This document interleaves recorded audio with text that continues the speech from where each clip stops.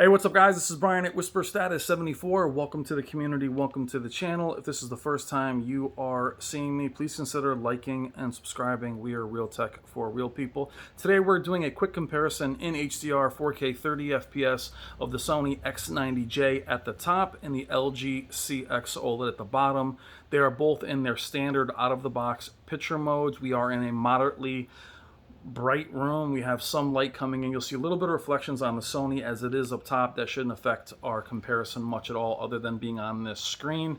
They are both excellent displays. The Sony is a mid-range panel that I am very happy with as it's performing very well. Special thank you to Robert and Wendy Zahn of Value Electronics for supplying the Sony X90J for extended review. Please check out them in the description below, and this display will also be available as an open box once I'm done reviewing it. Now we're jumping in with a quick demo from the HDR channel. This is a bit of a longer demo to give us some context. Comparing TVs this way to me is my favorite as I am not editing. There is nothing being done. We are seeing them the same way you are. This is also being filmed in HDR, so you won't see any kind of editing or change in its aperture. These are right next to each other. The 55-inch is on the bottom, so it appears to be nearly the same size. It isn't.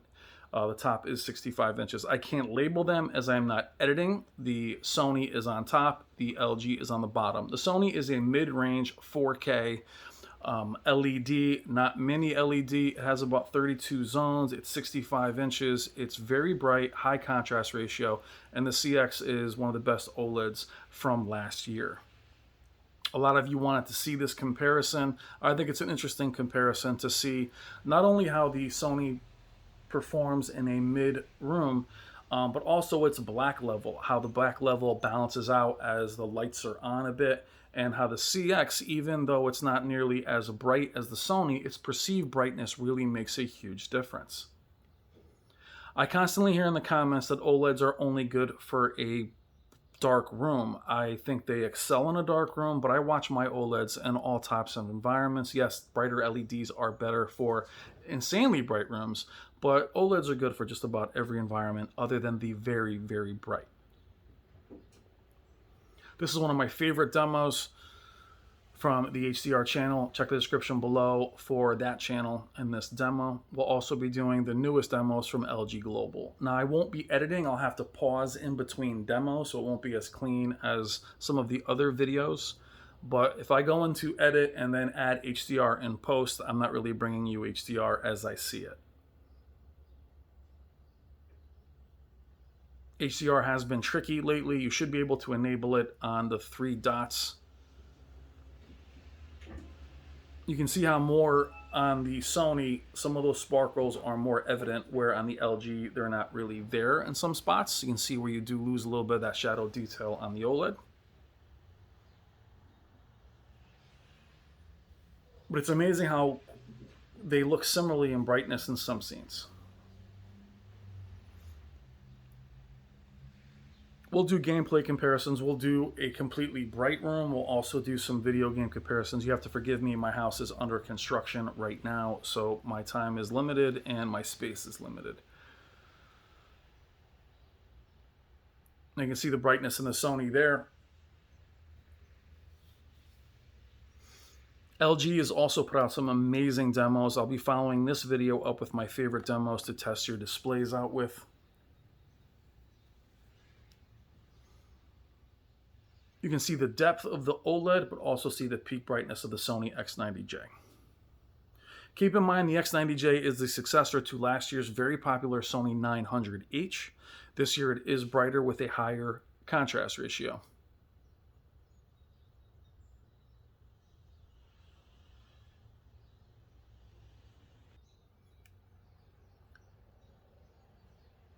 You can see there, though, the CX, the stars are visible.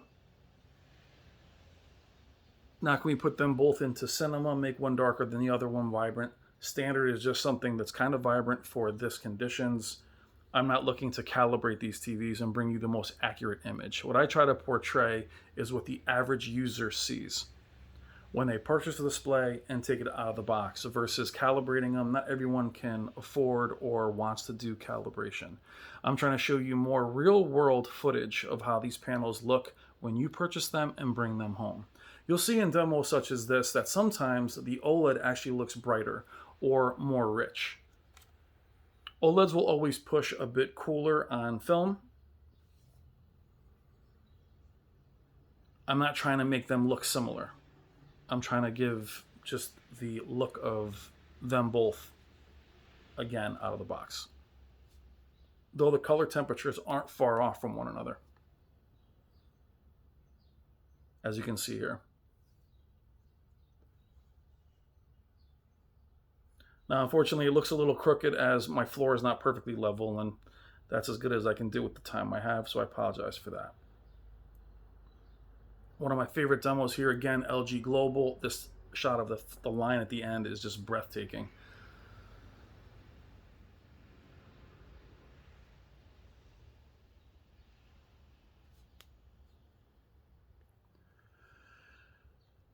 Now, this is my favorite new demo from LG Global. It is absolutely stunning.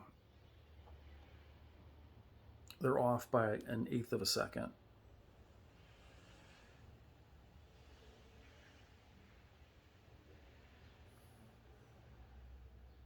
Now, I'll also have the X95 when that releases. Special thank you again to Value Electronics.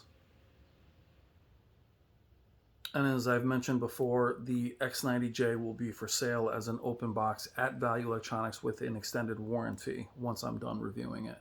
This is an amazing demo, absolutely stunning.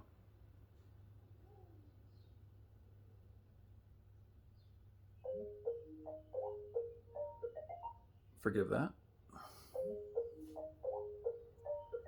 Gotta love working from home.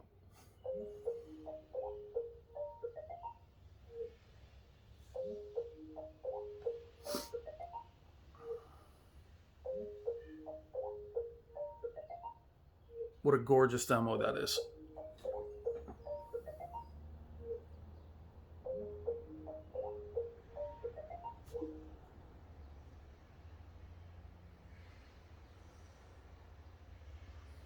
Apologize for that.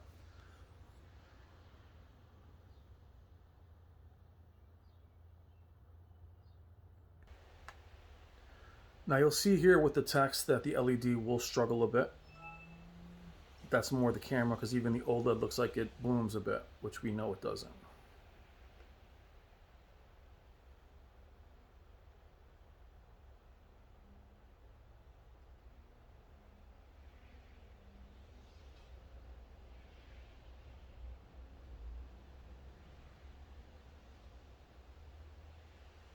Now with the CX, I don't have any issues with ABL really kicking in. I don't find that to be too distracting or too aggressive. Only if the display is paused on a scene, say a video game, for a while. I would always choose an LED for sports, not because of motion, but because of obviously burn-in and ABL. Though burn-in is not as big a concern, all white screens for such hockey and even soccer, I'd rather have an LED for that. Another beautiful new demo from LG. They're not exactly synced up.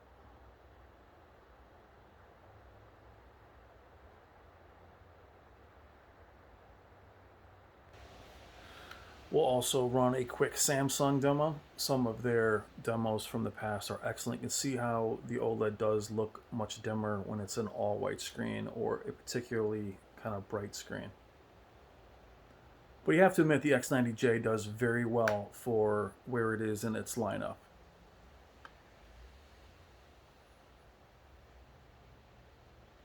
This comparison will pull farther apart when the room is completely dark.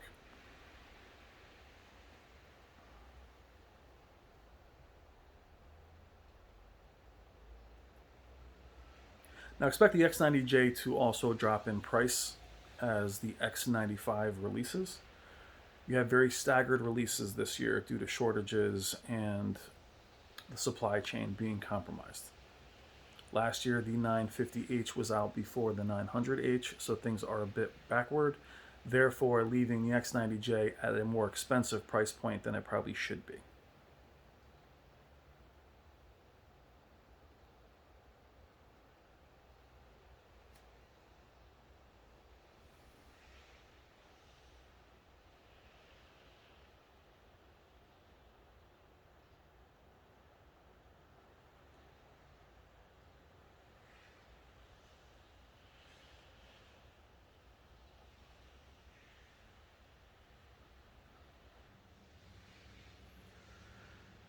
It's difficult to show you films with black bars for copyright purposes.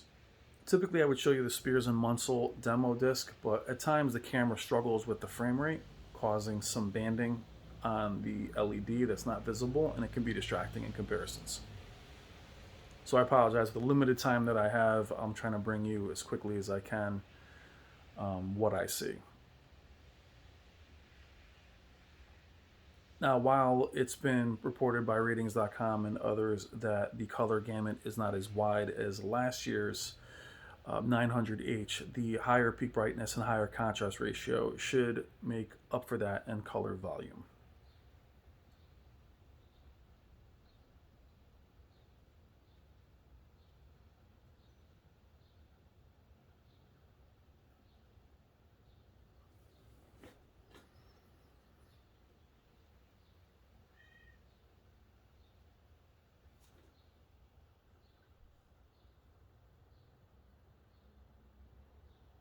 Now we've gamed at 4K 120. There are videos on the channel of the Sony doing that.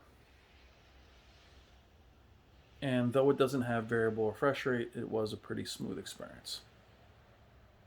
But VRR obviously is helpful, and comparing it to the CX, which is an OLED, is a tall task in terms of pixel response. Now we'll finish this with both panels in cinema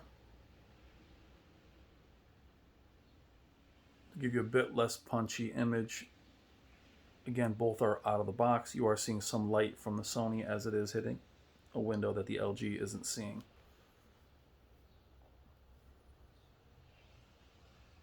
The LG is glossy, the X90J is semi.